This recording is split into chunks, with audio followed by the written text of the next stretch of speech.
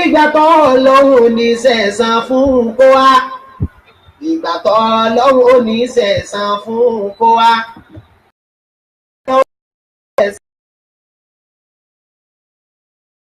Sẹ̀san fún kó wá. À ń sùn, à ń jí, a ò túbá. Kàkàkà túbá, à ń sẹ̀mí ni. Ìpọ̀ lọ́wọ́ ní sẹ̀san fún kó wá.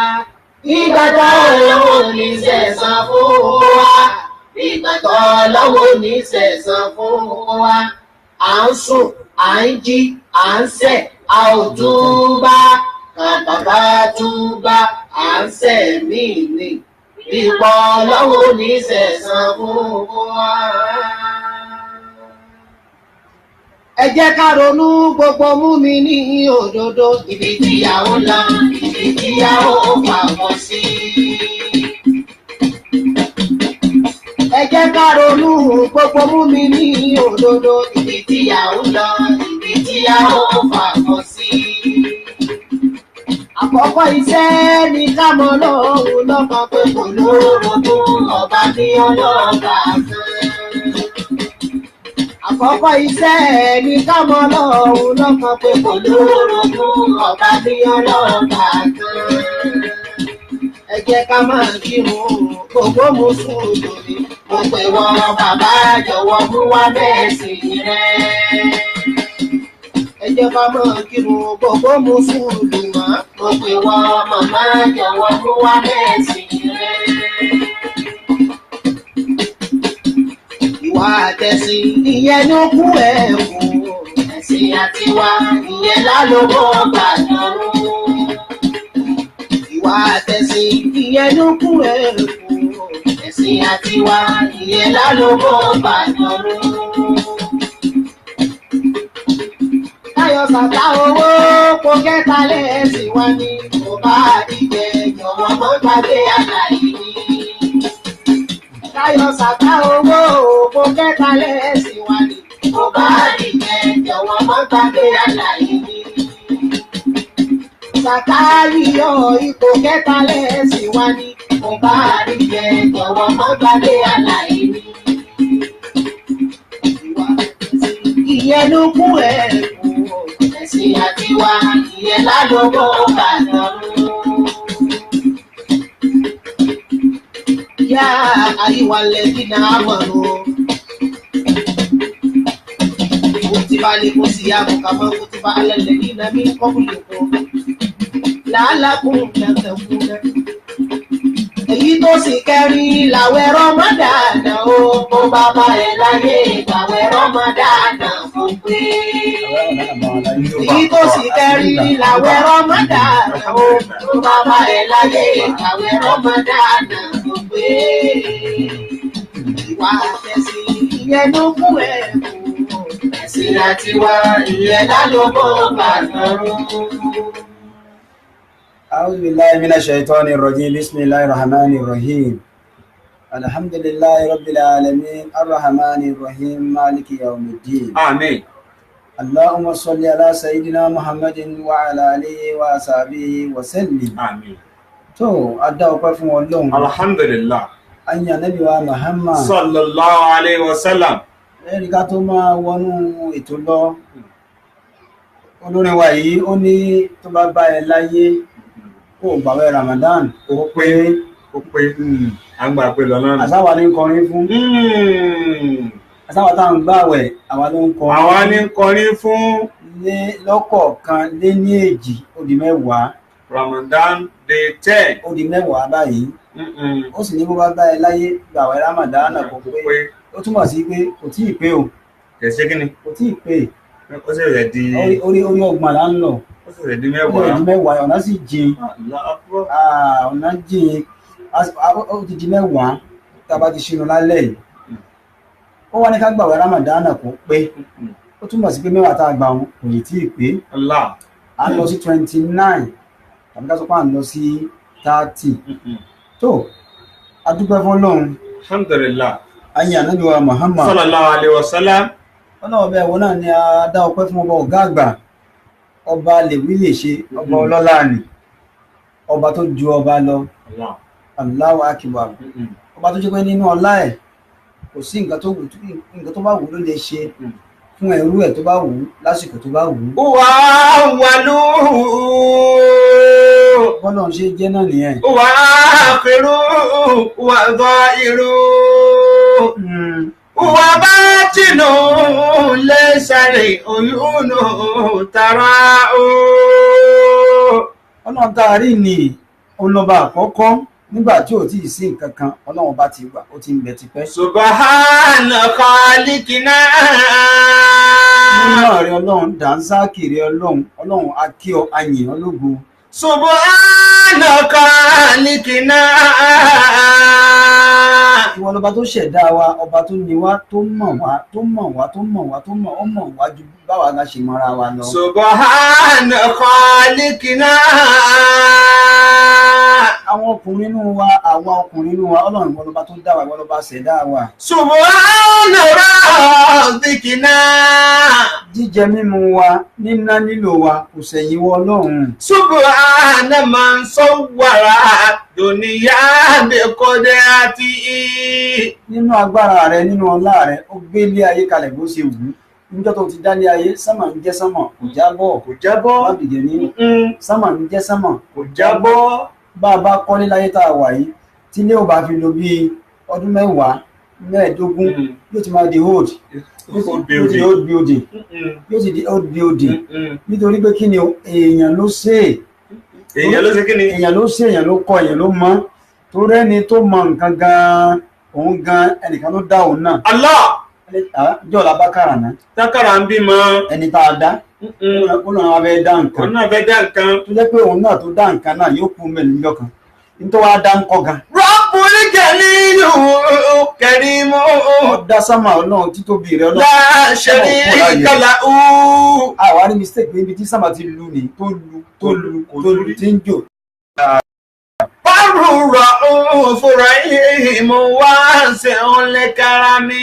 ìjọba ayé tí ń dáyé ọlọ́run wọn ló dá ilẹ̀ ò rí ní bílẹ̀ bá rí níbì kan earthquake àbí náà earthquake tó bá ṣẹlẹ̀ níbì kan ọlọ́run fi ń sọ láni ká lè máa mọ̀ yí pé gbogbo tó ń dá kò sí tápára àwọn òkà mẹ́ òun náà ni ó mi nǹkan rẹ̀ jìgìjìgì nígbà tí ìrìn ilẹ̀ olúmọ alẹ́sẹ̀ rí kábíyèsí rẹ̀ ọlọ́run. Rabbul Karim la sharika lahu. Fúra'ímù wá ṣe ń lè kára mi. ìjọ tó ti ń rọ̀ òjò náà ń rọ̀ ni àwa gbé ibi àwa adíká sọ wípé inú táǹkì ọlọ́run reservoir ọlọ́run níbi tó reserve omi náà sí tó ti ń jáde ààrẹ kó tán bẹ̀ níjọ́ aláyé ti láyé lòdò tí ń rọ̀ táyọ̀ sì parẹ́ òjò sì máa rọ̀ náà ní Allahu Akbar. inú ẹ̀dá ọlọ́run náà ni atẹ́gùn ń fẹ́ Allahu Akbar àtẹ̀rí pé omi a lè rí sójú a lè gbá mú atẹ́gùn ń fẹ́ àti ẹ̀wà alátẹ́gùn gbá mú ẹnìkan ìrírá fẹ́fẹ́ mú bó bá sì fẹ́ lù yẹn lára àmọ́ ìpín nǹkan kan wà ní ara a sì lè mú òun ni wọ́n a lè gbá mú kì í ṣe ń tá a lè mú dání pé atẹ́gùn ni àmọ́ tó bá fẹ́ lù wá lára àmọ́ pé nǹkan ṣe kí ni o bó fẹ́ lù wá lára la ilaha illallah. Rabbul Karim. ọlọ́run á kí wa yìn ọ́ Karim. tóbi rẹ ọlọ́run. La sharika lahu. ọba tí ò lórogún tí ò lọ́bà kan tí ò láfijọ tí ò láfiwé. Fúra'ímù wá ṣe ń lè kára mi.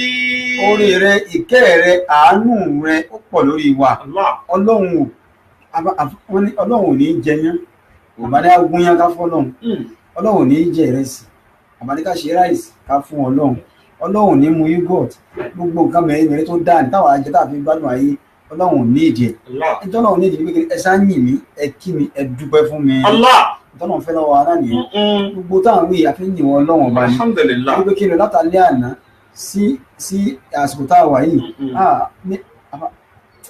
ní tó ṣẹlẹ̀ ní sọ pé yìí báyìí ti ṣẹlẹ̀ tábátàbá ní 10 ti ṣẹlẹ̀ àbá kọ̀rọ̀ lè bá a dùn ni kò kọ́ ni ẹni ó bá kàn òun ló mọ̀ ọlọ́run ti sa àìmọye iṣẹ́ ìyanu iṣẹ́ àrà látàlẹ́ àná sí ìta wọn ó dára àdùnnú fẹ́ lòmíì ó dára àbànújẹ́ fẹ́ lòmíì ó dá ẹlòmíì àti ìdùnnú àtìbànújẹ́ yóò wá papọ̀ mọ́ra wọn Ọlọ́run ní í ṣe bẹ́ẹ̀. Rabbul Ganiyyu. Ọba tí ò tìbànújẹ́ bọ ìdùnnú fún Ọlọ́run á dúpẹ́. Karimu. Àyìn ológo. La sharika lahu. Tó bá ṣe bẹ́ẹ̀ ta ni ó bí ọ ta ni ó mú ọ. Barur ra'ufur rahim wasi'ul karami. Akí ọyìn ológo Allahu Akbar. Allahu akbar. Allahu Akbar. Allahu akbar. Allahu Akbar. Allahu akbar. Látara Ọlọ́run akí Ànábì Muhammad. Sallallahu alaihi wasallam. Aṣíwájú wa aṣíwájú wa olùtọ̀nà wa ẹni táwa ń tẹ̀lé náà ní Ànábì Muhammad. Sallallahu alaihi wasallam. Àlékún kẹ́ àlékún gẹ̀ àlékún ọlá ọlọ́ba ṣe fún Ànábì Muhammad. Àmín. Gbogbo ara lé Ànábì ọlọ́ba ṣe fún wọn bẹ́ẹ̀. Àmín. Lábẹ́ bí àwọn àfa àwọn òbí wa àwọn àfa àwọn òbí wa àwọn tí ẹnu wọn àti ìgbìyànjú wọn pàdé lára wa Àtàwọn ọ̀gá wa. àtàwọn ọ̀gá wa bẹ́ẹ̀ àtàwọn ọ̀gá bẹ́ẹ̀ ẹlòmíràn máa ní tí ò lọ́gàá ló ń jẹ́. ẹlòmíràn alóhùn kìíní kan tó wọ̀n lọ́gàá tó wò lọ́gàá.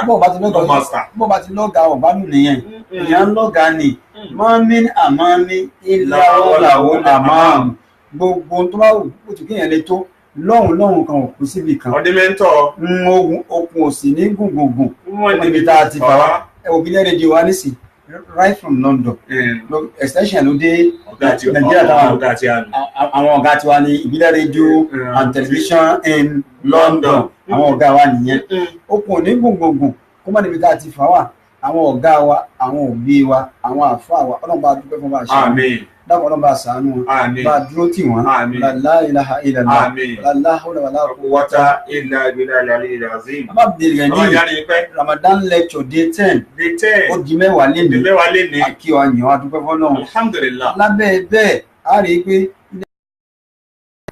iléeṣẹ́ wa ní ìbílẹ̀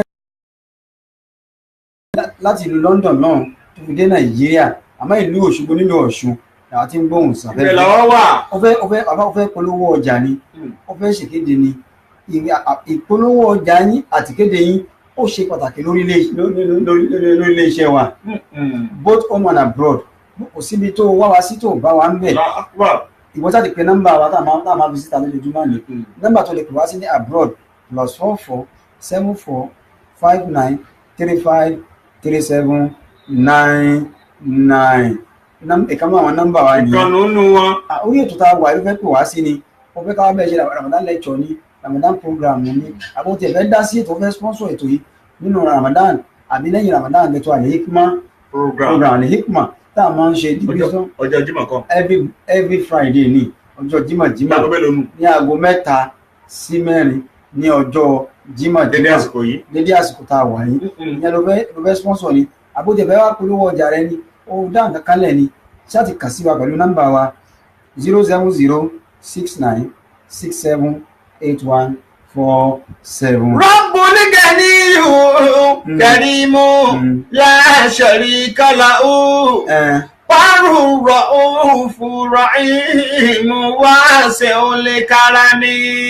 Nínú àwọn abroad nọ́mbà wa tó tún lè pè ó lè pè +44 74 24 72 8743 o lè pè wá sínú nọ́mbà abroad number o lè pè wọ́n tó bá ti gbà sí lọ́wọ́ kan yóò sì wọlé lọ́wọ́ kan wọ́n sá tẹ̀ sójú ẹ̀ ilé agbára Ọlọ́run ló já sí ibi tó wà náà ló ti máa tẹ̀ ó rí kó kàbára ẹni agbára wa ni hello London mú wa ìdíbára rẹ̀ mẹ́nu ìwọ bèrè tó bá fẹ́ lọ́dọ̀ wọn ìbílẹ̀ rẹ̀ bí ó bọ́ wáyé ìbílẹ̀ rẹ̀ wà sọ̀rọ̀ ó ti débẹ̀ náà nù bó jẹ́ Nàìjíríà nàmbà náà ni òun náà lè ta ti pè lẹ́ẹ̀kan yẹn Ọlọ́run ilé iṣẹ́ náà lórúkọ ló tún àgbà tí gbogbo àwọn táwọn present gbogbo ìtẹ́ àwọn wà dákun Ọlọ́run ọ̀rọ̀ Ọlọ́run mọ́jú ojú ìbànújẹ́. Àmín. Ọlọ́run là ń gbà lọ Ọlọ́run jẹ́ àgbà délẹ̀ láyọ̀. Àmín. Ilé iṣẹ́ náà mọ́jú ó bàjẹ́ láyé náà. Àmín. Láwọn ọ̀làwà láàkú wáta. Illa billahil aliyyil azim. Àwọn ọmọ yín ni wàá tún dé bá a ṣe ń dé. Àwa ni lánàá àwa ni lẹ́nìí tó bá di lọ́la Ọlọ́run mọ́jú ó fẹ́lẹ̀ bí ìṣe wa. Àmín. Abdulaziz Isiaq ìdí Abíọ́lá ìdí àkúwà. Ọmọ nínú wọn nílùú Òṣogbo. Àwọn náà la dé bá a ṣe ń dé ni ẹ ti mọ̀ wá tẹ́lẹ̀ ọmọ yín olólùfẹ́ yín náà ni ọmọ tí ò lápá. Very gentle. Ìfẹ́ wàhálà rárá. My life is so simple. Ìfẹ́ wàhálà mo yẹn ti mọ bẹ́ẹ̀ nàfà jẹ́jẹ́ láì fún tèmi ò fẹ́ wàhálà ṣebí káka sọ̀rọ̀ ká dìde kẹ́sì gbọ́ ọ̀rọ̀ náà ò sì làjà lọ nígbà tó jẹ́ pé Ọlọ́run ò torí ewúrẹ́ tàbágùntàn kò tó ní wọn sọ Kùránì kalẹ̀ torí àwọn èèyàn náà ni ọ̀sẹ̀ àwọn ìsì ìbúyàn òjò sì làwa àwọn ọ̀bẹ nìkan ṣọ̀tá ẹni jíbárí ọ̀lẹ jíǹba nítorí ìbílẹ̀ rẹ̀ ó ti di ọjà òyìnbó tí ó mọ̀ wípé ẹnìkan ò wá ẹ ti mọ̀ mí o àfáà Isiaq Abdulaziz Abiola èmi náà ni mo dé sí i lọ́rùn lórí dáadáa náà sí ni àfáà tó wà pẹ̀lú mi yìí.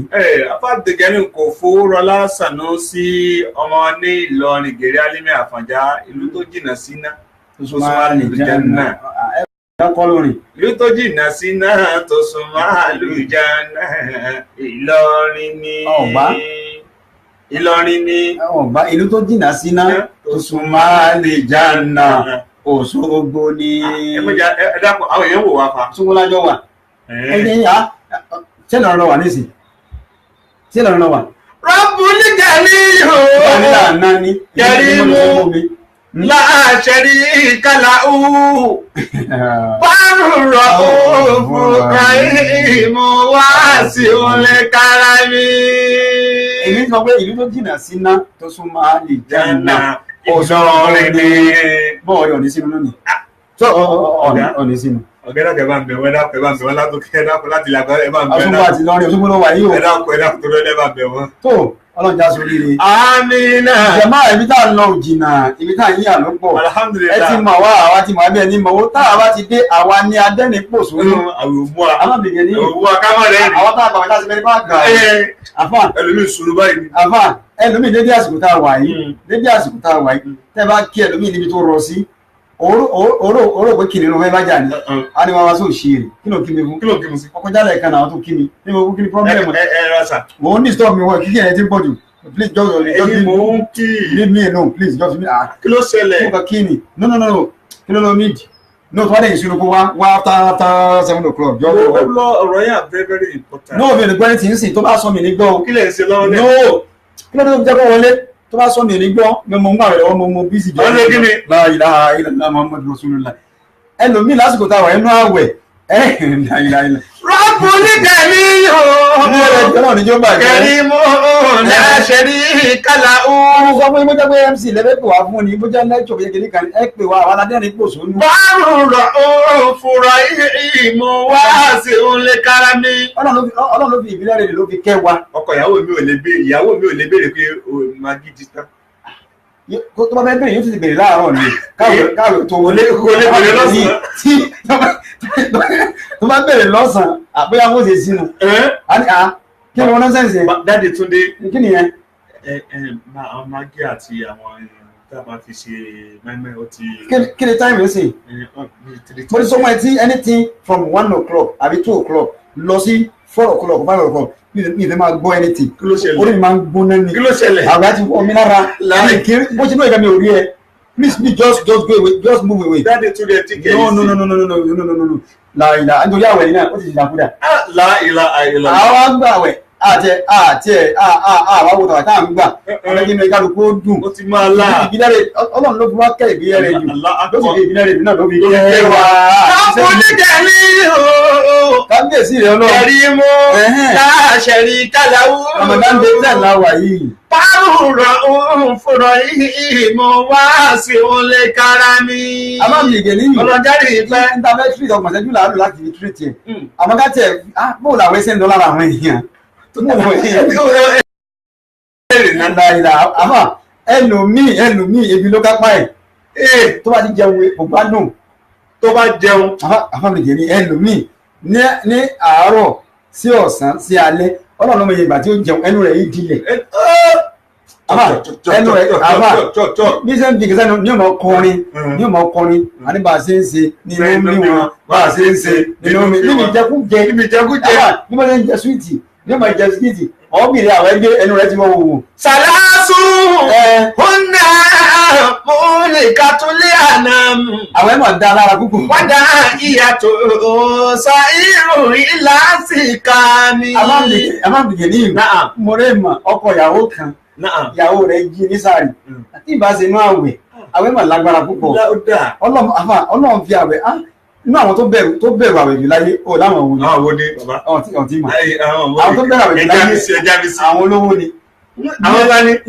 àwọn olówó tó bẹ̀rù àwẹ̀ tálíkà ó gbá àwẹ̀ tó ń tàwẹ̀ rẹ̀ náà yóò máa ẹlòmíì lè gbà láti bí dé Kánò yóò sì drive tó ń tàwẹ̀ kí ló lówó ẹlòmíì ń bẹ yóò lọ bí iṣẹ́ tó ń tàwẹ̀ tó bá dé ìrọ̀lẹ́ tí obìnrin yóò tó kó sí náírà àwẹ̀ sì wà lára rẹ̀ ẹlòmíì wá bẹ lójú ọkùnrin níṣẹ́ ọwọ́ mẹkáníìkì ní kan gbogbo yòówù kò lè máa ṣe níṣẹ́ ọwọ́ fọ́níṣọ̀ yóò wà níbi iṣẹ́ yóò ra fèsì wọ́n á rí báyìí yóò sọ̀rọ̀ máa kọ́ ní sì máa ṣiṣẹ́ lọ àwẹ̀ sì wà ní ara rẹ̀ ẹ bá tó jà wọn yà lọ́jà wọn ń tajà lọ fún ẹlòmíì àtúnṣe ìlú ń bẹ̀ tàwẹ̀ ni àmọ́ yóò rọ ní bí ẹ̀fọ́ chief gini don't chief me please chief má chief mi náà fún I'm calling you chief tí má ṣe ní kó padà wá hello chief wo bàbá mi tilẹ̀ fún yẹn owó bá mi ta ẹ̀ sìn yẹn orí mi ń gbóná fẹlẹ́sùn àwọn ti sọ̀rọ̀ mí nìdàkúdà wọn náà mo lè ká tó lè ànámù wọ́n dá ìyàtọ̀ sáyẹ̀rù ìlà sí ká mi. àwọn bàbá mi lè yé yín ọkọ ìyàwó mi tẹ́ ẹ bá jí ní sáà tíyàwó rẹ̀ bá jí tíyàwó rẹ̀ bá gbá mú dáadáa tó bá ti jí wà lórí bẹ́ẹ̀ nígbà tó jí níbi tó fẹ́ràn òun dé yóò wá sí ìrànà junction ó ti lọ mú. kí ló dé ó sì ẹ̀ tó máa wọ́n mi sí lọ́wọ́ dáàdì bọ́lá ẹ̀jẹ̀ oúnjẹ tọwọ́ bọ oúnjẹ ní ẹ kọ́wọ́ bọ ní oúnjẹ àbá ẹgbẹ́ balẹ̀ ni ọkọ ìyàwó kan nígbà tí wọ́n jí ní sáà ni àbá àwọn wa jí láìláìlá àbá ṣeré tí lọ́ba ìyàwó rẹ̀ ó rò pé lọ sí tọ́lẹ́ẹ̀tì bọ́dà ọmọ láti bẹ̀rẹ̀ rẹ́rìn yó sàlásù bọ́dà ọmọ lọ́la ó nà ẹ̀yìn ẹ̀ka àsán kátólì anáàmú olùṣàwọ̀ ẹ̀ ń lọ wọ́n dá ìyàtọ̀ sáyé ńlá sí ká mi. mo ní lọ pé ọlọ́tọ̀ ní tòun ọ̀tọ̀ ìbílẹ̀ rẹ̀ ó yàtọ̀ ẹ̀ tí ì rí kẹ̀kẹ́ ní àtàwọn àdúgbò ní ẹ̀ tí ì rí kẹ̀kẹ́ ó máa jí ọkọ ìyàwó pé sàárì rẹ̀ wá jẹun ó má dìde dìde Daddy Junior ó kò sáré dìde ni ó ní àwọn ọmọ tí gbọ́ ẹ̀ mo ti dẹ́ lóhùn èyí ló pé bóyá wọ́n lọ sí tọ́lẹ́ẹ̀tì ni ó sì gba kíṣìn lọ gbèrèrè ó sì débi fíríjì ó sì sí ó sì yọ kéré táwọn yìí ó sì ń tàn ó ní bọ́lá wà ní mò ń tàn lọ́wọ́ ni ó ní mọ́mí Bọ́lá ó rí pé ìjọ ò lẹ fi èsì sínú tọ́lẹ́ẹ̀tì àti tọ́lẹ́ẹ̀tì lẹ́wà ibẹ̀ ni ó sì mọ́lẹ̀ ó sì tútù ní mílíọ̀nù nínú ọ̀sí. Fàlásù wọ́n náà ó lè ká tó lè aláàmú. Àwọn ti fẹ́ lómi lè mọ̀. Wọ́n dá ìyàtọ̀ olówó mọ iye bí àkójọ mọ̀. sọ́yìnrù ìlà àsìkà mi. Olówó mi ò mọ iye bí àwẹ̀ lójú ó mọ̀. Àwọn lójú ó mọ̀. Àfa àwọn obìnrin try àfa àwọn gbogbo sàfẹ́yìn obìnrin. Obìnrin ni ó ń gbàwẹ̀, òun ni ó jí ní sáàrì, òun ni ó dáná sáàrì, òun ni ó dáná sínú. Ìjọ tó máa sọ̀rọ̀ obìnrin pàtàkì obìnrin. Àwọn àbìjẹ́ ní ọkọ mi ò tó ọkọ. Kéṣekíni. Àbọ̀ ọkọ ni. Adúrú fìlà tí ń gẹ̀ káàkiri. Kódà ọkọ mi ò wọ́n 40%. Sáwọ̀ ọkùnrin ọlọ́mọ fi wá lé obìnrin lọ́wọ́ ni ọ̀gá làwọn obìnrin jẹ́ Allahu Akbar. nínú àwẹ̀ ló mọ̀ kọ́ obìnrin jọ̀gá òní ò mọ̀ sí mẹ́mẹ́ ní ò mọ̀ pògì ní ò mọ̀ sí ráìsì ó sì gbàwẹ̀ níbi tí ọ̀dẹ ọkùnrin mi rọ sí àbá ó dẹnu lẹ̀ ni ṣé nǹkan tọ́ wọn lọ́ni àwọn tí ń pè ẹ̀wọ̀n mi sí wọn lójú. Sàlásù fúnà mọ́lì kátólì àdámù. Obìnrin náà ló kọ jísàrì. La ilaha illallah. Wọ́n dá ìhà tó sọ ìlà àsìkà mi. Gbogbo ẹ̀yin obìnrin dáadáa, ẹ̀yin obìnrin dáadáa, ẹ̀yin obìnrin rere, tẹ́ ń dúró tọkọ yín náà wẹ̀, tẹ́ ń dáná ṣínú, tẹ́ ń dáná sàárì, tẹ́ ń dúró tún Ọlọ́run àbíọ́ gbogbo aláyé ọlọ́mọ yìí ò já sásì. Àmín. Ìtẹ́ ìtorí ẹ̀ṣẹ̀ náà làwọn ọmọ yín, Ọlọ́run ní fọmọ yín bàyìn nínú jẹ́. Àmín. Ọlọ́run gbogbo àwọn ìyá dáadáa, àwọn bàbá dáadáa tí wọ́n náwó sí wa nínú ààwẹ̀. Mo ti sọ fún wa pé bẹ́ẹ̀ yẹn bá fáwa ní ìkànnà rẹ̀ bẹ́ẹ̀ ṣe ń fún wa làwọn náà ń ṣe kéde làwọn náà ń fún yàn.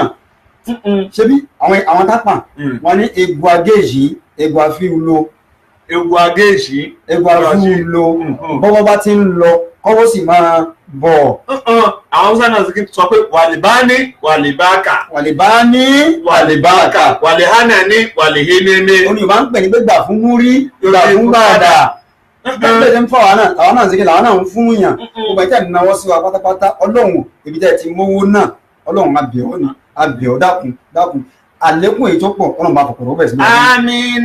Ọlọ́run èyí tẹ́ wá mú kékeré ni o torí bẹ́ẹ̀ bá ti ń ná tẹ́ bá ti ń rán àlékún ẹ̀ tún máa ná mi. Insha Allah. bọ́ọ̀ Ọlọ́run ti ṣe rí náà níjọ́ tó wàá sọ pàtàkì obìnrin ẹlòmíì láfìyẹn lẹ̀ nítorí ibi tá à ń lọ ààwẹ̀ ó nípa tí ń kó púpọ̀ Ọlọ́run Ramadan yìí Number 10 láwà. Number 10. Ọlọ́jà àgbà yòókù tán. Àmín. Ọlọ́jà àgbà láyàtà láyàtà. Àmín. La ilaha illallah. Àmín.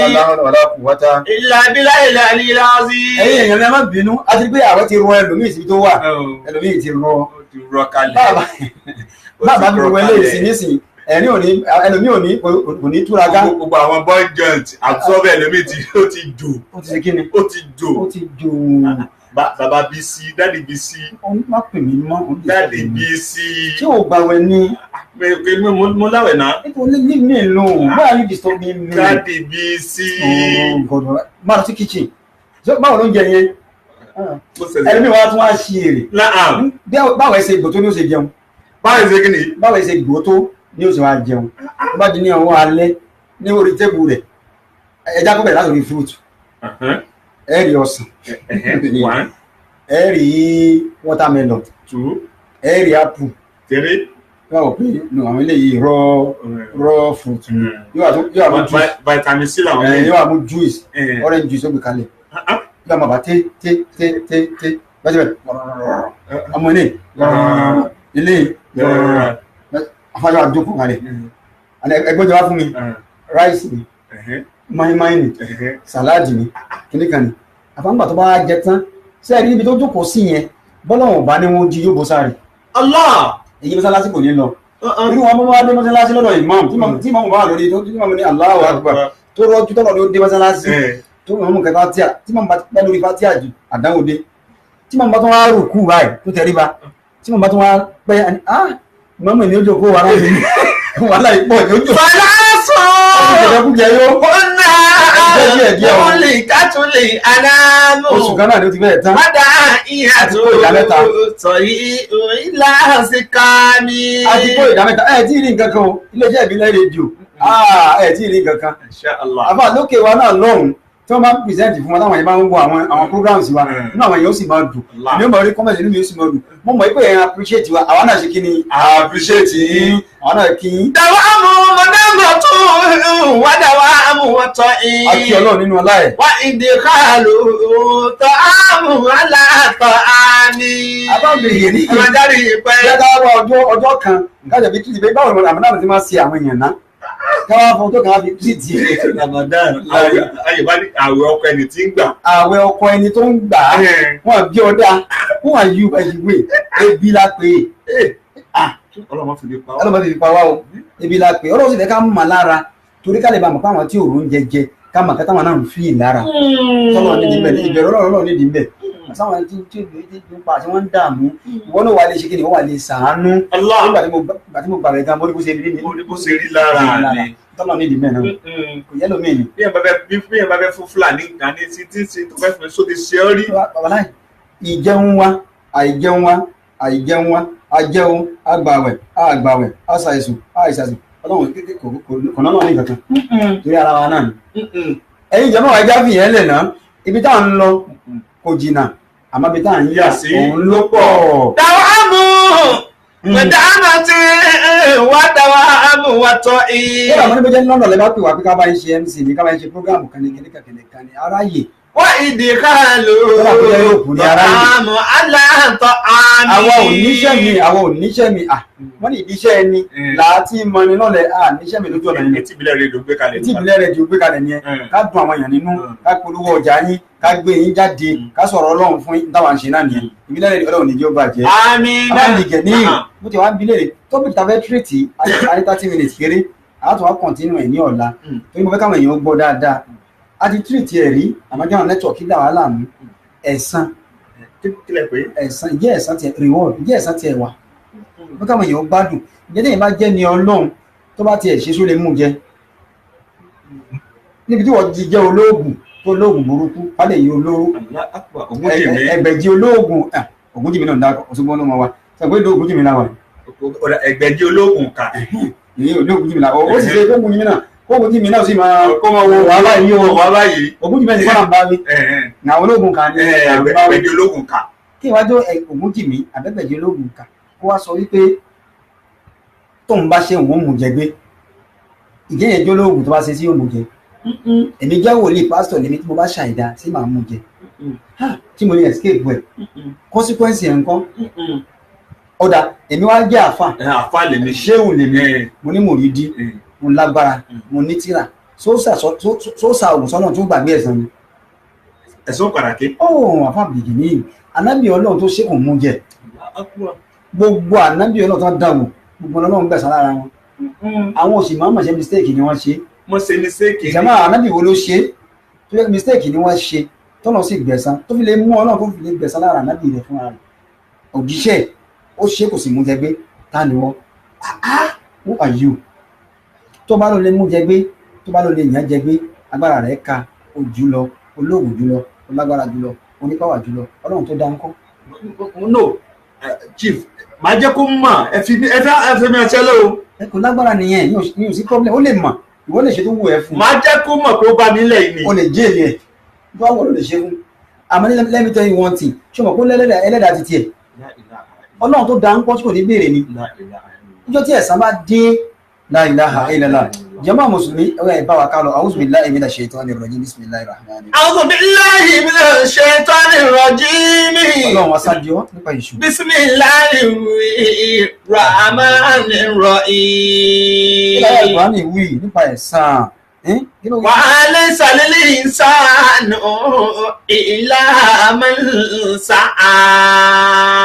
jàmáà mi ẹ súnmọ́ bí ẹ wá gbọ́. wa anna sa'yahu sawfa yura. wa laysa lil insani. wa laysa lil insani. lil insani illa man sa'a. wa anna sa'yahu sawfa yura. ọlọ́run ní ẹjẹ́ fi àyà kan verse kan kí fi clear yín náà Al-Qur'an Al-Karim wọ́n mú wá bí ìbéèrè wọ́n á ń lẹ́sà nínú ìsàn ìjẹ́ ṣé kò máa bẹ fún ọmọ ẹ̀dá ádámà ni. ilá máa ń sa á. déédéé nǹkan tó bá ṣe níṣẹ́ ìwọ náà ó gbà. ẹ̀san àfà déédéé tó bá ṣe ìwọ náà ó ṣe kí ni ìwọ náà ó gbà. ọmọ mọ̀ sí ni o. ọmọ mọ̀ sí ni o tí yẹn bá tiẹ̀ tún tí yóò bá wá màmá gan mistake ìyẹn tẹ̀ tún fíà ẹ tó wá màmá gan òní wà ní wàhálà. kí tẹ̀sẹ̀ yóò dáa fímílẹ̀. tani sọ pé kò dáa. fímílẹ̀. just fímílẹ̀ lóde ṣé wọ́n mo ní policy náà. ṣé family ẹni. that's my policy. ṣé ó complain fún ẹni. la ilaha illallah mama. wà á lè sàlẹ̀ ìsáni. ilá máa sà. ilá máa ń sà á. tó ní bá ṣe lè ní ó gbà ètò wọn náà bá ṣe lè wọn náà ó gbà. wà á lè sáyà sáfà yúrọ. wà á nà sáyà iṣẹ́ tẹ́lẹ̀ kálukú bá ṣe iṣẹ́ sáfà yúrọ wọn náà fojú ara rẹ rí. àbá yóò kéré rẹ̀ láyé yóò kéré jọ̀gbọ́n ní àlìkíyàmá. bíbélì sọ fún wa pé a bí ẹ̀ṣẹ̀ bàbá wò látara ọmọ látòrí ìran kínní tó fi dórí ìran keje ní bíbélì sọ bẹ́ẹ̀ fún wa kùránì náà wá wí bẹ́ẹ̀ الذين لا تركوا من خلفهم ذرية ضعافا. ọlọ́run kíkẹ́ni náà bẹ̀rù ọlọ́run kó bẹ̀rù ọjọ́. فليخشى ọlọ́tí ni ọlọ́run ó yọ sí ọ. الذين àwọn tó jẹ́ wípé لا تركوا wọ́n bá àwọn padà wá fi sílẹ̀ sáyé. من خلفهم wọ́n fi àwọn ọmọ wọn lẹ̀ sáyé. ذرية àwọn ọmọ àrọ́mọdọ́mọ wọ́n fún wọn lẹ̀ sáyé àwọn àgbà ó ti wá kúrò láyé. ضعافا. láì mọye ìpele àwọn ọmọ oríṣiríṣi tó fi. فليتق الله. ọlọ́run ní kúrò ẹni bẹ́ẹ̀ ó bẹ̀rù ọlọ́run pé wọ́n á kúrò láyé ó fọmọ lẹ̀ o. قولا سديدا. lórí ọmọ ọlọ́mọ ọ̀rọ̀ dáadáa ni ó sọ o lórí ọmọ ọlọ́mọ ìwà dáadáa ni ó wù lórí ọmọ ọlọ́mọ ìrere ni ó ṣe o torí pé wọn náà bá kúrò láyé ó fọmọ rẹ̀ lẹ̀ o látòrí ìran kínní tó lórí ìran keje ni Al-Qur'ani ní bíbélì wí wọn náà wọn sọ pé ìwọ tó bá wọn kó kú àwa ní zúríyà tá ń dè á fa àwọn àrọ́mọdọ́mọ tó bá filẹ̀ sáyé tó bá ṣe wọ́n jìyà rẹ̀ o. àsọmọ mi ń jẹ ìyá ìmọ̀lẹ́ báyìí. àìmọye ẹni wà lọ́dọ̀ àfa wa ni wá ó sọ lé ní òsì ọ̀ ajá ẹ̀dẹ̀ ṣọ́ ajé lé ìyá kan wà lẹ́dẹ̀ ọ̀ ìyá yẹn mo sọ pé mo tájẹ̀ tí ìyá yẹn kó kárí mi ò ríṣẹ́ náà. ìyá yẹn ò ní kò sí kò kankan sí ọ̀ ègún lélẹ́yìí ẹ̀ṣẹ̀ ìrandíran ẹ̀ṣẹ̀ nǹkan tó mọ̀ dí ó lọ ń jẹ yìí ọlọ́run wa mọ iye bẹ́ẹ̀ fáá tó wà láyé ìwà ìdílé wọn ní yàrá ṣẹlẹ̀. wà ní yàrá ṣá alábẹ́ ilẹ̀ lọ tààrà kú mi kálífì torí ẹ̀ta ọ̀gá àfà. àlẹ́. káfọ́n àlẹ́ yìí fayyattaqi Allah falyaqulu qawlan sadida. àwọn nìjẹ̀ ní ọlọ́jáde yìí pẹ́. ẹ̀jáde nílé iṣẹ́ Azeezat Travel and Tour kágbọ́n tí wọ́n ní fún wa ní ìṣẹ́jú kan. Gbogbo olórí ilé ńlẹ̀ yìí àti lókè òkun akọ àmójúbà iléeṣẹ́ tó mojú léjà bá a ti ṣe ìwé ìrìnnà láti orílẹ̀-èdè kan síbòmíì. Iléeṣẹ́ Azeezat Travel and Tour oríire pé bẹ́ẹ̀ bá fẹ́ kàwé ní UK, Canada, Australia, Bulgaria, Malaysia, Ukraine tàbí orílẹ̀-èdè míì òrìṣà bí ògbó sí lẹ́gbẹ̀dẹ̀. Iléeṣẹ́ Azeezat Travel and Tour lẹ́ẹ̀kan sí. Bẹ́ẹ̀ bá fẹ́ tòwé ìrìnnà léyìí tí kò ní mọ̀gbọ́n nínú tààmà sí. Visa application packages, document assessment before submission, flight ticket and hotel reservation, review appeal against refusal of visas, booking of appointment date for interview, travel health insurance. Ẹgbẹ́ lọ ájì tàbí umra ní ilé-iṣẹ́ Azeezat Travel and Tour ní kẹ́ ẹ bá dòwò pọ̀. Wọn kò ní jayé níta mọ́ra. Àwọn tó ti bá wọn dòwò pọ̀ ní lọ́ọ̀lógún wọn kan sára ṣiṣẹ́ ọlọ́run ní. Orin mọ́bọ́lọ́wọ́ gbẹ́gbẹ́ ni wọ́n fi bọ́nú ilé-iṣẹ́ Azeezat Travel and Tour wẹ̀ ní. Number 65 Alafia Street opposite Mr. Biggs Ìgbọ̀nà Ayétòrò Òṣogbo tàbí 44A Mugawa Afọ First Settlement New Cairo, Cairo, Egypt. Ẹlẹgbẹ̀mọ́ sórí nọ́mbà yóò +234 7069678147 tàbí +20114 5939334. Azeezat Travel and Tour ọlọ́run ló fi rán wá. tó ẹ káàbọ̀ padà láti iléeṣẹ́ Azeezat Travel and Tour. وليخشى الذين لو تركوا من خلفهم ذرية ضعفا. alábìlẹ̀jẹ̀ ní ìlú ọlọ́jáde yìí pẹ́. wá gbọ́ bí Zabura ṣe ní ni ó ní azambu Zabura ta fún Ànábì Dáúdà David Book of David orin Dáfídì. orin Dáfídì òun làwọn ń pè ní Zabura lọ́dọ̀ àwọn mùsùlùmí. mo sọ pé iléeṣẹ́ ìbílẹ̀ rédíò àmọ̀sílẹ̀ bẹ́ẹ̀. àmàláì kò síbi táwa yìí yà sí bó bá wù àwa àlè báìbù sí wa sí. alimẹsẹ bábí òkèlè kẹwàá fúnra fún. fúnra ìbọ̀rọ̀ náà ni ìdíni ọlọ́run ni bẹ́ẹ̀ ni. Tàwórátà fún Musa Ìnjílà fún Ìsá Ìnjílà là ń pè ní báìbù kò sí a lè mú kódà lè wọnú Book of Moses káwá fi ṣe wá sí kò sí ètò kàwá ń bẹ̀. àmọ́ tó níyì orin Dáfídì òun ni Book of David wọ́n sọ fún Ànábì Dáúdà tá a mọ̀ sí David ó ní àkíní àlìbírù là yúbùlà ó ní dáadáa tẹ́ bá ṣe o kò lè gbó ẹsẹ̀ kí ni kò ní gbó tẹ́yìn bá ṣe dáadáa kò waste kò lè gbó ó ní azambu la yunsa ẹ̀ṣẹ̀ tẹ́yìn bá ṣẹ̀ ẹ̀ṣẹ̀ yẹn o Ọlọ́run ò ní gbàgbé kí ló tún wá wí. wàdàyà lọ́la yamut. torí Ọlọ́run bá tí ó sàn yàn lẹ́san oore tí ó sì sàn yàn lẹ́san ẹ̀ṣẹ̀ lákínní o láyàmútù torí Ọlọ́run bá ò ní kú. ìmọ̀lù ṣe ìta. orin Dáfídì tá à ń sọ yìí Zabura wọn sọ wọn pé ìmàlú màṣítà tó bá ti wọ́n ni kó o ṣe kò sí ètò òṣìṣẹ́ òní gbẹ̀san. kàmá tàdé inú Sudan. ó ní bẹ́ẹ̀ bá ṣe jẹ gbèsè bẹ́ẹ̀ lẹ́sẹ̀ san. wákàmọ́ tá àmàlẹ̀ tó jẹ̀zà. bẹ́ẹ̀ bá ṣe yáwó bẹ́ẹ̀ lẹ́sẹ̀ san wákàmọ́ tá àmàlù kéde. tó jẹ̀zà. bẹ́ẹ̀ bá iṣẹ́ tẹ́ ẹ bá ṣe níṣẹ́ làásàn yín lẹ́san. wákàmọ́ tásìrá ó tàhásùd. nǹkan tẹ́ ẹ bá gbìn náà ni ẹ̀ẹ́ka whatever you may sow we reap. náà ló kà ó nítorí bá gbìn náà ló wákàmọ́ tẹ̀síráhùn tàṣù tí kálukú bá gbìn yóò ka ọmọ rẹ̀ ó tún jẹ́ ń bẹ̀. àní gbin àlùbọ́sà kó lọ wu ẹ̀fọ́ ọ̀hún ó tún wá tẹ̀síwájú wákàmọ́ tẹ̀síráhùn tàṣù ìmàlìmàṣí báwo ni ẹ ṣe ń sẹ́wọ̀ ìlànà ẹ̀gbọ́n tí Ọlọ́run wí. ẹnìkan brother Ọmọlọ́lá Ọlọ́run kan ni gbogbo wa ń sìn. Allahu Akbar. Allahu Akbar. àwọn máa òjò la wà. kí ni kí la wà fọ́nra fún. nígbà tó jẹ́ pé àwọn àfáàtà kọ́ Ọlọ́run ni wọ́n rí wa kọ́. wọ́n rí wa kọ́. àyìn àlejò Muhammad sallallahu alaihi wasallam ó ní àdábà ní ìrọ̀bí fáàsánà tààdí bí ó ní Ọlọ́run kọ́ mi mo sì gbẹ̀kọ́ Ọlọ́run sì ní káwọn náà ó ṣe kí ni káyọ̀ pé ẹ̀kọ́ bó bá kọlu àpá báyìbù àádà olóhùn bẹ́ẹ̀ ni bó kọlu àpá Kùránì àádà olóhùn. akéwòtánlẹ̀ yìí àtúnlọ sí ibi Cairo àtúnlọ kí olókè òkun ní wọ́n ní bàbá rẹ̀ láti Nàìjíríà tó ìdílé òyìnbó ẹ̀rín ò yàtọ̀ bẹ́ẹ̀ ni bá a ṣe rẹ́rìn ẹ̀rín ò yàtọ̀ síra wọn.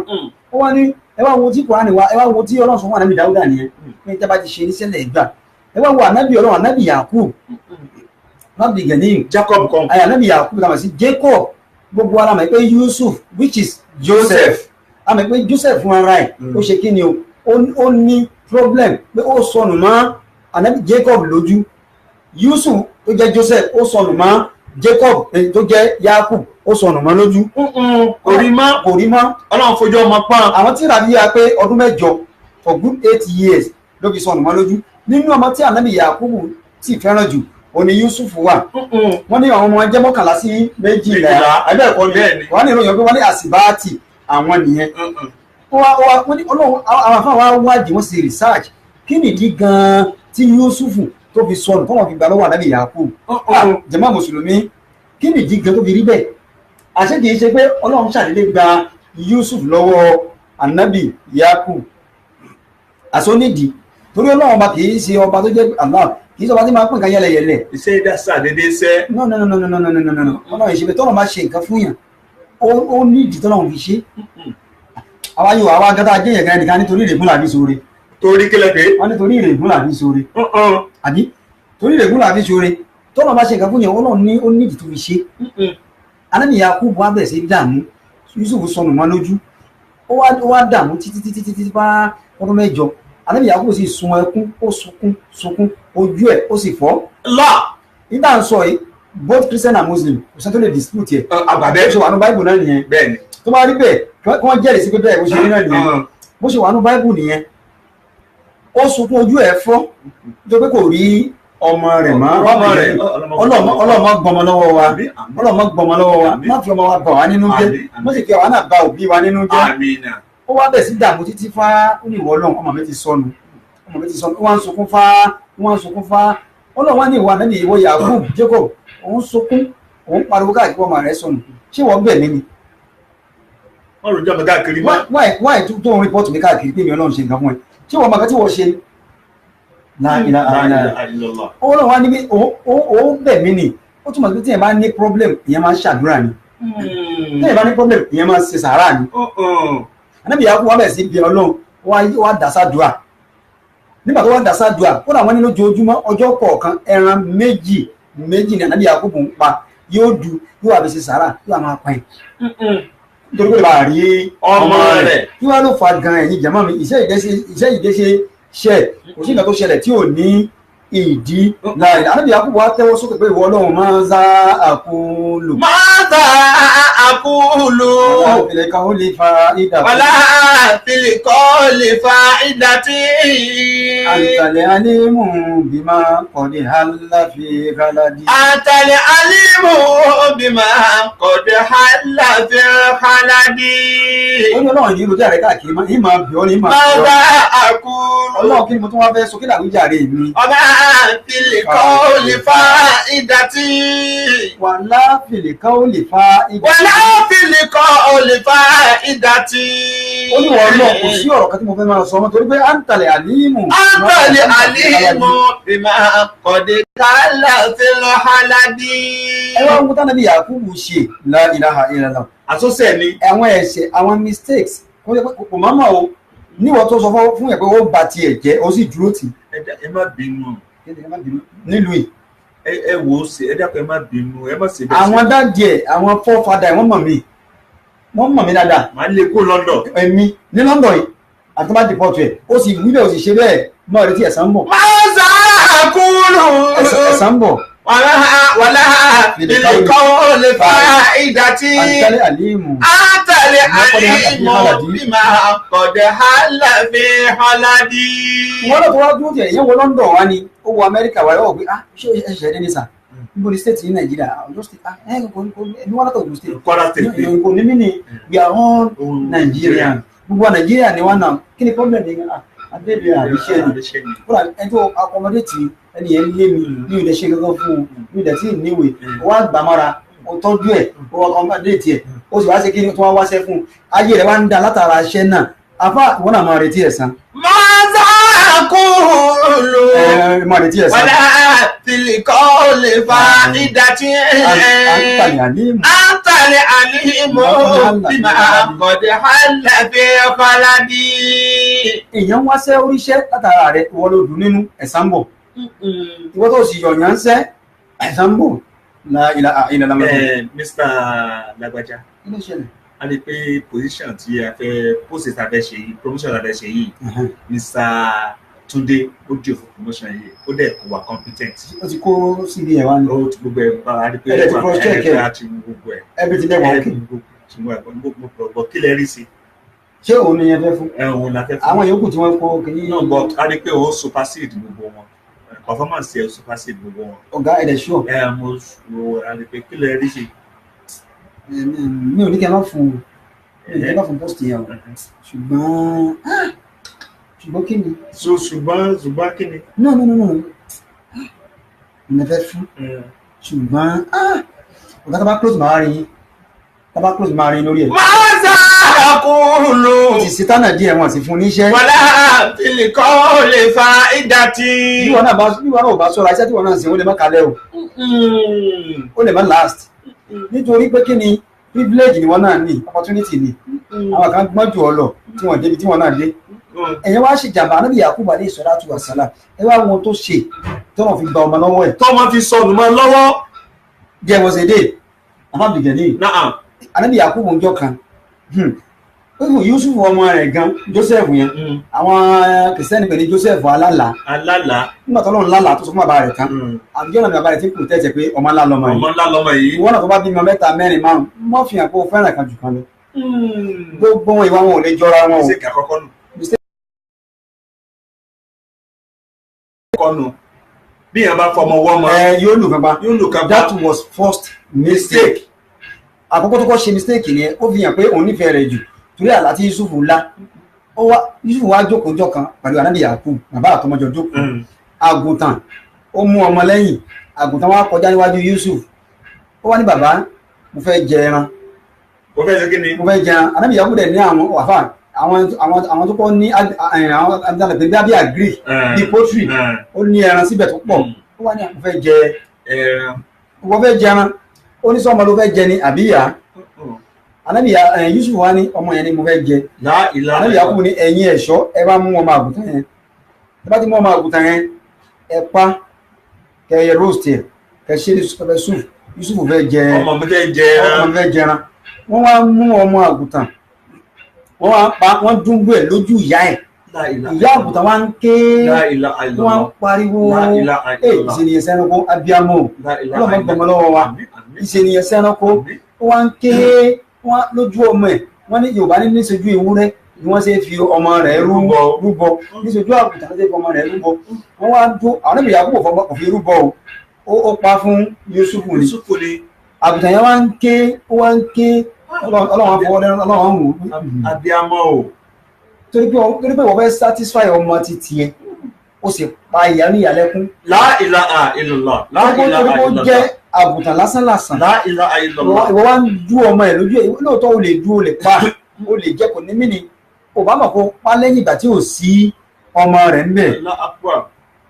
mistake àkọ́kọ́ nìyẹn Ọlọ́run nígbà tó jẹ́ pé lójú ìyá ọmọ ó pa ọmọ lójú ìyá ẹ̀ ó dú àgùntàn kì í sí èèyàn ló pa o àbábìlẹ̀ ní wá sí yóò ya mọ́sá kò lò ó wà ní àfà tí ń gé orí èèyàn títorí bá jẹ́ àfà àásòtọ́ wá fáráyé tí wọ́n bá náà nù ẹja ẹmọ sọ́nsọ́ bó bá kọ̀ látà dẹ̀mú lẹ́wọ̀n náà gbé wá sọ́dọ̀ àmín àmín bàràbàrà láwọn ní mú bó ṣe rí nìyẹn gbogbo tá a bá sọ fún confam ni ó pa ọmọ àgùntàn lójú ìyá ẹ̀ aládẹ̀ wa ní Ọlọ́run torí pé ó pa lójú ìyá ẹ̀ tíyà rẹ̀ ṣe kí ni tíyà rẹ̀ wá ń jẹ́ ìrora ìbá gbé sẹ́gbẹ̀kẹ́ pa kíyà rẹ̀ ṣe mọ́ rí rárá ìwọ fẹ́ satisfy ọmọ títí ẹ ó sì pa ìyá oníyà lẹ́kún bọ́lọ̀ ń bá fẹ́ èmi Ọlọ́run nínú ọlá àti tèmi Yusuf ọmọ rẹ ni èmi náà fi pa ọ lẹ́kún. ibi lọ lójú. ẹsẹ̀ ni mẹ́ni number one mistake tí Ànábì Yakubu ṣe nìyẹn. torí pé ń protect ọmọ rẹ̀ ó sì pa ìyá ọmọ ó sì gba ọmọ ọlọ́mọ lọ́wọ́ ẹ̀ àkọ́kọ́ nìyẹn. àgùntàn lásán. àbábìlì yẹn ní ẹ̀san reward kò sẹ́ni tí ò ní gbà Ọlọ́run lè forí ẹ̀ṣẹ̀ jiyàn àmọ́ èèyàn lè mú ẹ̀san nínú àwọn nǹkan mẹ́ta téèyàn lè mú jẹ àbábìlì yẹn ní tí ò sóògùn ẹ̀ láyé babaláwo ni mí ni àǹfààní bó satira ọ̀ràn. pásítọ̀ nǹkan. àfà bókè sáàmù tó ṣe tó bá rẹ̀ gbàwẹ̀ tó ké báyìí kò rán mẹ́ta ni wọ́n bí ẹ̀ jẹ́ Emilolúwo oògùn rán mẹ́ta ni mẹ́ta. ẹ̀dọ́kẹ̀sán wò. alákọ̀ọ́kọ́ ogbó lápẹ̀ ní ogbó kéèyàn ó dà wà old age kéèyàn ti dàgbà kó wá di kùjọ́kùjọ́ tọ́lọ̀ bá ní kọjú orí rẹ̀ ogun ó padà dàgbà náà ni kò sóògùn ẹ̀ àjídèwé ó níbi tí àjídèwé ṣiṣẹ́ ma tó ṣiṣẹ́ ma yóò tó stage kan ò ní rí na mọ́ yóò tó stage kan tó bá rí na ò ní dáyàn mọ́ a ní bọ̀dá bọ̀dá Sunday kọ́ nìyẹn dáàdì ẹran ló wọlé ẹran ló wọlé àgbà ti dé ni má blame dáàdì náà wọ́n pé àgbà ti dé náà wọ́n ti fi dàgbà náà ogbó olóògùn àkọ́kọ́ nìyẹn ẹlẹ́ẹ̀kejì nǹkan tí olóògùn ikú kò sóògùn ẹ̀ kò sí kíni that is number 2 antidote ò sí ẹlẹ́ẹ̀kẹta òun ni ẹ̀san kò sóògùn tó o lè ṣe tó fi mú ẹ̀san jẹgbé tó fi lè mú ànábì Ọlọ́run tí ò fi mú jẹgbé wọn náà lè mú tiẹ̀ jẹgbé ni mo fi ń sọ fún wa pé nínú orin kan yí pé kún kayfa shi'ta fa inna Allaha zu karami. kún kayfa shi'ta fa inna Allaha zu karami. wa ma alayka iza talqahu min ba'si. wa ma alayka iza talqahu min ba'si. illa sinatani fala takrabuhuma abada. illa sinatani fala takrabuhuma abada. ashriku billahi wal idrari bin-nasi. ashriku billahi wal idrari bin-nasi. ashriku billahi wal idrari bin-nasi. àbá ní nǹkan méjì kan bẹ o gbọ́dọ̀ súnmọ́ o don't ever come closer to it má débi nǹkan méjì yìí o. wala takrabuhuma abada. má débẹ̀ láyé bọ́dọ̀ àwọn ọlọ́lá ìkìlọ̀ ní fún gbogbo wa àtẹ̀yìn tẹ̀ ń wù wá wọ́n ní látọ̀dọ̀ Ọlọ́run sí gbogbo wa àfáà ní nǹkan méjì o gbọ́dọ̀ débẹ̀ o ashriku billahi o gbọ́dọ̀ ṣẹbọ pẹ̀lú Ọlọ́run má pe omi lọ́lọ́run má pe Ṣàngó lọ́lọ́run má pe eégún lọ́lọ́run má pe Ọya lọ́lọ́run má gbẹ́gẹ̀lé nǹkan mi tó ju Ọlọ́run lọ. wọ́n lè ìdíráàrù bin-nasi. wọ́n ní ìdíráàrù bin-nasi má lè jẹ́ kí ìnira ó ti ọwọ́ rẹ jáde sọ́mọlà kejì má fara nìyàn má jẹ́ kí téèyàn bàjẹ́ látọwọ́ rẹ má jẹ́ kí téèyàn tọwọ́ rẹ bàjẹ́ nǹkan méjì téèyàn bá sí kò lè mú jẹgbé o. Ànábì Yakubu wá jókòó ẹ wo ó pa ẹran lójú ìyá rẹ̀ ẹ ṣe ní item 1 ní sèkì àkọ́kọ́ náà àbábìlì yẹn nìyí kò sì dédé sí o. mo wá ní èèyàn pa ẹran lásán Ànábì Ọlọ́run sì gba ọmọ lọ́wọ́ ẹ̀ níbi àti àwọn àfa àti wọn ń gé orí èèyàn adé soka ẹja sọ reality soka ẹ̀yin bọ́dà ọmọ lọ́la ṣé ká sọ reality ká má tọ́ra wa ká má deceive ara wa nítorí sí ẹ̀ ká sì sí ẹ̀ pẹ̀lú ara wa nínú agbára Ọlọ́run ká sọ reality fúnra wa ó wà nù pásítọ̀ ó wà nù wòlíì ó wà nù àfà pásítọ̀ fi ń ṣe àwòrò ni wọ́n fi ń ṣe àwòrò olórí èèyàn mọ́lẹ̀ fi ń ṣe àwòrò. èèyàn ló pa ọmọ lásán ọmọ ewúrẹ́ tó sọ pé ó kàn pa lójú ìyá ẹ̀ lásán lọ́lọ́run fi yà jẹ tó báyìí Ànábì Ọlọ́run sì gbẹ̀san lára ẹ̀ ẹ̀ tí wọ́n ń dé orí èèyàn kọ́ àfà mi ń bẹ ẹ bá dúró tì ó kàn dúró ni ó ti dìdàkudà níbi ìjẹkújẹ ìmúkúmu mistake àkọ́kọ́ tí Ànábì Yakubu ṣe nìyẹn ẹlẹ́ẹ̀kejì tí Jacob Ànábì Yakubu ṣe níjọ́ kan ó ní ẹrúbìnrin kan ẹrúbìnrin rẹ̀ pé níjọ́ slave àbí àmọ́ nísìnyí kápẹ́ ọmọ ọ̀dọ̀ ó wá gbóúnjẹ ó so oúnjẹ fún ọmọ ọ̀dọ̀ yẹn dẹ̀ ní Islam lẹ́nu pé àlìfẹ́ ẹrú Ànábì Yakubu ti fi ṣe aya ó wá jókòó ó ní bá mi dáná ọmọ ẹ̀ ó dáná oúnjẹ wá fún ó wá dáná oúnjẹ yẹn ọmọ ẹ̀ fi gbogbo ẹ̀mí ló fi prepare oúnjẹ kò sì jẹ́ ń bẹ̀ ìjọba ti máa gbé oúnjẹ fún ọkọ mi tó tún jẹ́ ọ̀gá mi tó bá fẹ́ jẹun yìí yóò pè mí kí wọ́n á jẹ tí ò bá jẹ tá ò bá tiẹ̀ dìjọ jẹ yóò jẹ ṣẹ́kù fún mi ó wá gbóúnjẹ síwájú ọ̀gá ẹ̀ wa bẹ̀rẹ̀ sí jẹun Ànábì Yakubu dẹ̀ fẹ́ tíra sọ fún wa pé Ànábì Yakubu fẹ́ pé kó wá jẹun àbí kó jẹ ṣẹ́kù fún ẹni wọ́n ní tíra wa sọ fún wa pé fọ́nà sí Yakubu Ànábì Yakubu wá gbàgbé láti pè é oúnjẹ náà dùn púpọ̀ ó dùn bẹ́ẹ̀ lórí àbáwọ̀ tẹ́lẹ̀ bá dé ibi tó ti ṣe oúnjẹ ilé ẹlòmíì tó máa gbóúnjẹ tó lò fún ìtòkùtò ní ọmọtò àfà wọn fẹ́ràn mi lóúnjẹ wọn máa fi rọ́ wáìdì òótọ́ lẹ́nu rẹ̀ ẹ sáà ti gbóúnjẹ fún. Ànábì Yakubu wa jẹun tán lásìkò ó dùn mí Ànábì Yakubu wa jẹun tán nígbà tó wá jẹun tán arábìnrin wa bọ́ sí kọ̀rọ̀ tí wọ́n á sọ pé pẹ̀lú mú esi wàhálà lórí oúnjẹ tẹ́bí sì ń pè mí náà kò sì fún mi jẹ inú obìnrin wa bàjẹ́ àsọ̀bìnrin ní oyún sínú oyún bí oṣù kan sóṣù méjì tí wọ́n pe oyún wà nù ìbànújẹ́ wa bọ́ sóbìnrin lẹ́mìí oyún inú tó sì ní ẹ oyún yẹn tí a sọ wọn pé oyún yẹn sì ṣẹlẹ̀ kan náà oyún inú ẹ̀ sì wálẹ̀ Ọlọ́run ni ó di méjì Ànábì Yakubu mọ́ bọ́ kọ́lẹ̀ ó di méjì tó ṣe ó yẹ kó fún oúnjẹ wá lọ gbàgbé oyún inú rẹ̀ sì bàjẹ́ ṣé bí ọmọ tó yẹ kó bí tí ó bí tó jẹ ọmọ àrídùnú fún lójú bàjẹ́ ọmọ tiẹ̀ náà láti bà wọ́n náà nínú jẹ́ alisinatani wala takrabuhuma abada ashiriku billahi wal idrar linnasi. àwọn ọmọ adágbére jàre kásílẹ̀ sí àṣìṣe sáfúnà ń tọ̀. Gbogbo lórí ilé ńlẹ̀ yìí àti lókè òkun agbó àmójúbà iléeṣẹ́ tó mójú ìléjà bá a ti ṣe ìwé ìrìnnà láti orílẹ̀-èdè kan síbòmíì.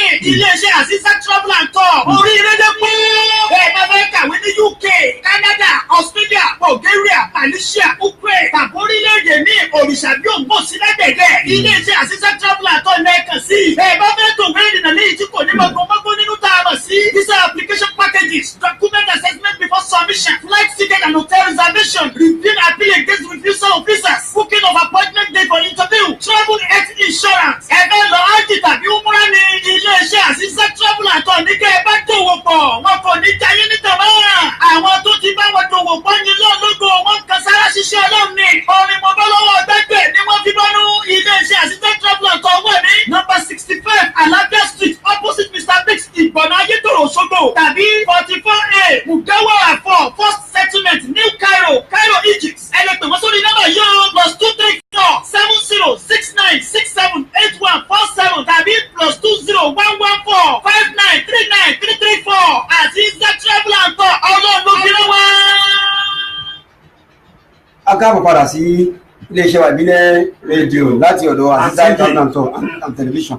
tó a bá lè gẹ̀ ní òun láti jẹun pẹ́lẹ́ nu òun fọ̀nà fún ní òjẹ́ àwọn èèyàn sì wà lójú òpó. Allahu Akbar. Ànábì Yakubu oyún bàjẹ́ lóbìnrin lára olórin kan ló kọrin ó ní kò tán síbẹ̀ idán ń lọ lórí ìta mẹ́ta àbí ẹ̀kọ́ bẹ́ẹ̀ni ó ní kò tán síbẹ̀ idán ń lọ lórí ìta mẹ́ta idán ń lọ ẹ̀yin jàmọ́ mi tó bá di ní ọ̀la ní déédéé àsìkò kan náà ọ̀la Allahu Akbar ọ̀la a ní Ramadan lecture public lecture ẹ pàdé wa níbẹ̀ àwọn tó bí kí ní ta tírìtì ọkọ̀lá tírìtì lọ́la ọ̀rọ̀ wọ́n di ní ọ̀túnla àá padà sí orí eléyìí. ẹ̀dá kò tó a bá gbàgbé ẹran alétí. bá di lọ́túnla ẹran wa torí pé ní ọ̀la yẹn àwọn tí wọ́n invite wa wọ́n fún wa ní topic tamar treat kò ní jẹ́ ká lọ síbi orí eléyìí àmọ́ ní ọ̀túnla àá continue pẹ̀lú eléyìí ọlọ́run àá máa dágbére iléeṣẹ́ ọlọ́mọdé ò bàjẹ́ iléeṣẹ́ ọlọ́mọdé ò bàjẹ́ iléeṣẹ́ ọlọ́mọdé ò bàjẹ́ àwọn náà táwọn pèsè iléeṣẹ́ ọlọ́mọdé ò bàjẹ́ wala la ilaha illallah la hawla wala quwwata illa billahi wala hawla wala quwwata wala subhana rabbika rabbil izzati amma yasifun wa salamun ala al mursalin walhamdulillahi rabbil alamin.